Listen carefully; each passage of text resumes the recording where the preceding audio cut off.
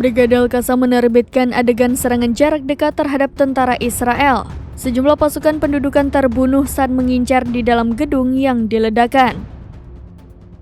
Perlawanan Palestina melakukan serangkaian serangan terhadap pasukan pendudukan yang menembus jalur Gaza di lebih dari satu poros bertepatan dengan hari ke-80 agresi Israel. Brigade Al-Qassam mengumumkan bahwa mereka telah meledakkan perangkat anti-personil terhadap pasukan Israel. Serangan itu menyebabkan tentara Israel terbunuh dan melukai mereka di Jabal al-Rayas di sebelah timur kota Gaza. Mereka juga mengklaim menghancurkan 4 kendaraan Israel yang menembus lingkungan Syekh Radwan dan 5 kendaraan lainnya di wilayah Tufah dan Al-Daraj. Seluruhnya diledakkan menggunakan peluru Al-Yasin 105.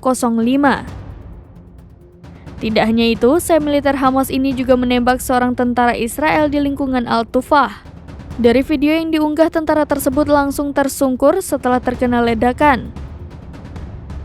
Bulldozer D9 Israel juga menjadi sasaran peluru Al-Yasin 105 di sebelah timur Burej di jalur Gaza Tengah. Mujahidin Al-Qassam turut menargetkan pasukan Israel yang ditempatkan di sebuah rumah di sebelah timur kota Khan Younis di jalur Gaza Selatan. Sejumlah tentara diklaim tewas karena ledakan yang dihasilkan dari tembakan Brigade Al-Qassam.